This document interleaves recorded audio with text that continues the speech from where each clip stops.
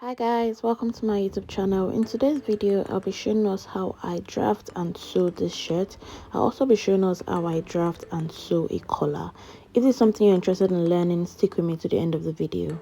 So I'll start with drafting my back pattern. The first thing I'm going to do is to apply the length of the shirt, or let's call it the mini shirt. So my length is 15 inches. Your length can be longer or shorter, but basically what you want is, if you're going to be wearing it under a jacket or you're going to be wearing it under a top, the length should be longer than the opening of the top so that it doesn't pop out. Next, I'll apply my shoulder measurement divided by 2. So my shoulder is 14, divided by 2 is 7 inches, and I'll mark that. Then at the shoulder point, I'll drop down by 1 inch. So I'll measure 1 inch down and mark it. I'll be connecting this line to the neckline. So for the neck width, you can use between 2.5 to 3 inches depending on your size, but it shouldn't be more than 3 inches. For my measurement, I'm using 2.5 inches by 1 inch depth. And then I'll use a curved ruler to draw my neck curve, and then use a straight line to connect the neck curve to the shoulder drop. Next, I'm going to measure half the length. So my full length is 15 and half of that is 7.5, so I'll just mark that. Next, I'll connect a straight line from the shoulder up to that point. This is just a guideline for the shape I want. If you want a different shape, you can make it whatever shape you want. Next, I'm going to be drawing a curve from that point to the end. So basically, I'm just freestyling it. I'll just be checking to see the shape I want it to look like. When I'm comfortable with the shape, I'll just go ahead and draw it out.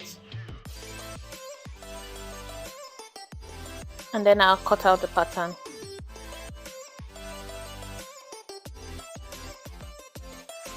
So I'm done with the back pattern. Yes, it's that simple to draft. The next thing I'm going to do is to use the back pattern to draft the front pattern. So the front pattern is 1.5 inches bigger than or wider than the back pattern for the button stand. So I'll use a ruler to connect the straight line, and then I'll align my back pattern to my border lines. So the only difference between the front and the back pattern is the 1.5 inch extra for the button stand and also the neckline. So for my front pattern, the width is the same, but the length I'll be measuring 4 inches. I'll mark that and then use my curved ruler to connect the neck curve. And then I'll just use the back to trace out the front pattern.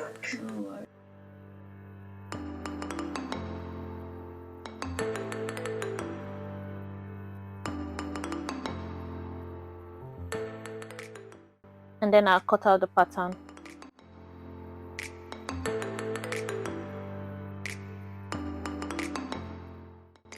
These are the patterns I'll be using to transfer to fabric. So I'll go and transfer to fabric with using 1/2 inch allowance around the sides.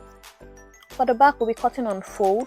Mine has that extra 1/2 inch allowance because I didn't have sufficient fabric, so I had to add to join 2 halves together. That's why I have allowance at that side. And then for the front pattern, you don't have that 1/2 inch allowance because we already have 1.5 for the button stand, but everything else has 1/2 inch allowance. To start preparing my fabric for sewing, I'll go and iron my button stand in. First, I'll iron 1/4 of an inch in, and then I'll iron 3/4 of an inch in. And when I'm done ironing for both the left and right side, I'll take it to the sewing machine and sew it down. So I've sewn it down. The next thing I'm going to do is to join the front to the back by the shoulder. This shirt should have ties under the armhole like this. So when you're sewing yours, make sure you do your ties. It helps to keep it down. After joining the shoulder, I'll go and hem around the ends. Next, we'll start working on the collar. To get the measurements we would need to draft the collar, I'll place the shirt open and then measure around the curve of the neck from end to end. I have my round neck measurement at 17 inches. Now to the pattern drafting. I've drawn my border lines. So the first thing I'm going to do is to divide the round neck measurements that are just taken by 2. So I will place that measurement here. This is my center back, and this area will be the center front. So this is where goes towards the button stand. So I'll divide my neck measurement by 2 and apply it. So here I have 8.5, and then I'll divide this measurement across here by 2. I mark this and then draw a straight line across to the top. First, I'm going to start by drawing my band, so the lower piece, the part where the button is. So I'm going to measure 1/2 inch up from this center front because the collar has that curve, it's not going to be straight. And then I'll connect it from here to here with a curved ruler. So this is my baseline of the lower part of the collar. So my lower part of the collar is going to be 1 inch high. So I'll measure my 1 inch from this point here. And then I measure 1 inch here as well. And then I measure 1 inch here as well. So I'll connect this 1 inch with a straight line. I use a curve to connect here to here. But to get that curve around this point here, I'll measure 1/2 inch in from here.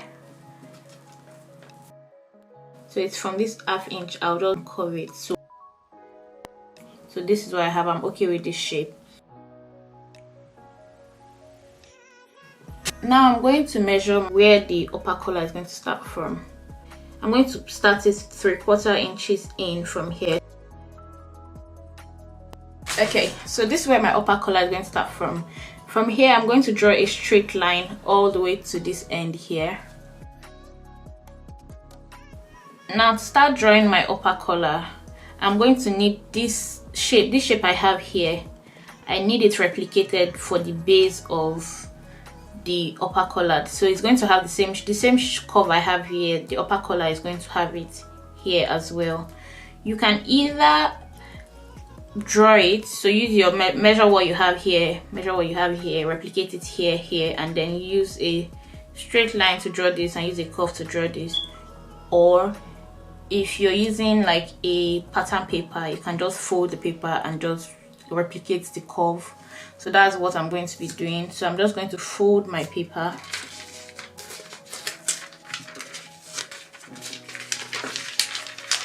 On that straight line I had, I'm just folding it here on that straight line, and then I'm going to replicate this curve.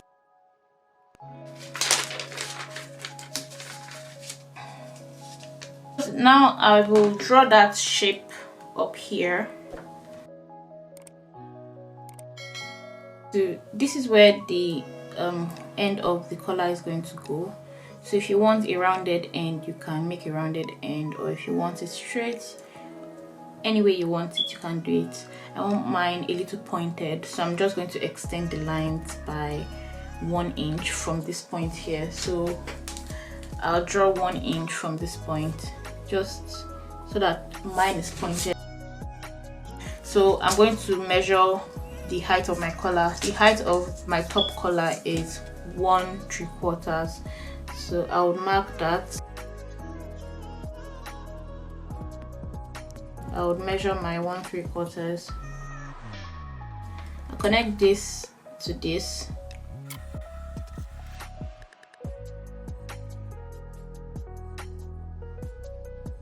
I'm going to cut out 2 pieces of this, unfold,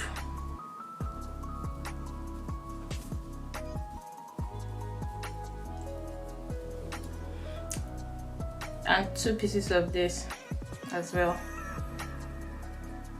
So this is what I meant. If I wanted this rounded, for instance, or I wanted it really high or really, so the most important part of this collar is this curve.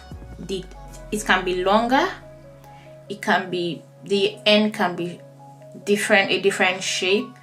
It depends on what you want, but you should just ensure that you have this curve so that it sits well on the neck. So I'll go and cut this out. I'm going to be leaving 1/2 inch allowance around the sides. cut this unfold, and I'd show you guys what it looks like. I've transferred this to fabric and I cut it on fold for both the bottom collar and the top collar, and I left 1/2 inch allowance on the side. So I've cut 2 pieces for each of this.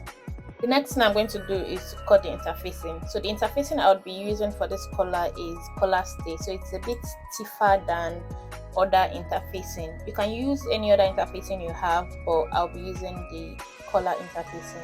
If you're going to be using collar stay, because of how stiff it is, the interfacing won't cover the whole area of the top collar, but for the bottom collar it covers the whole area. I'll show you what I mean. So the interfacing will look like this. It won't go into the sewing allowance at the sides and at the top. So I'll just go ahead and iron this on the fabric for the bottom collar and the top collar. Only one piece of the bottom and the top collar will have the interfacing on it.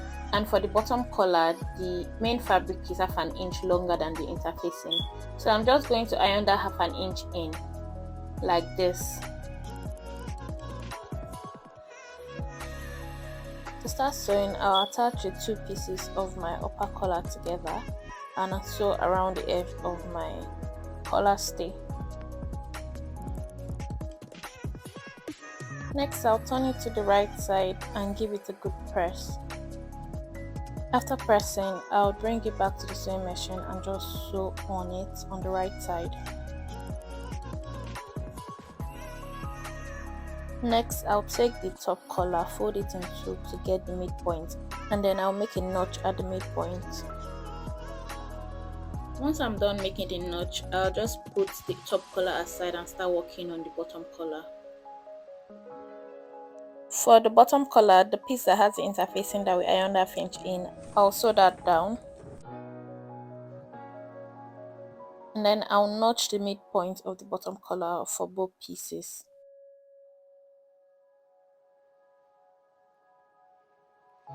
The next thing I'm going to do is to place top collar and bottom collar together. So now I'm going to go and sew it.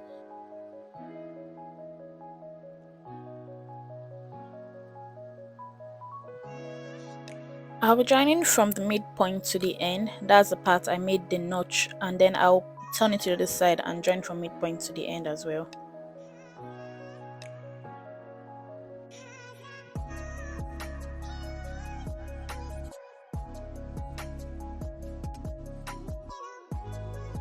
Once I'm done attaching this, I'll turn it to the right side, give it a good press, and then I'll go ahead to attach it to the shirt.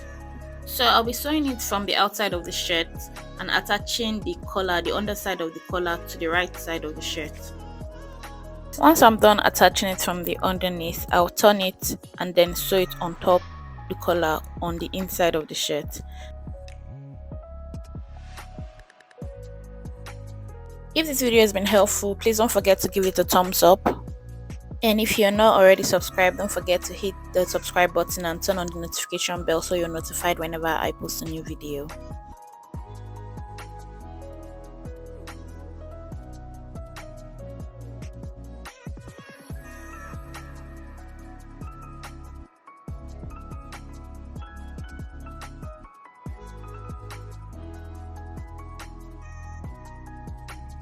And this is my final result. Alright guys, thank you all for watching and hope to see you in my next video.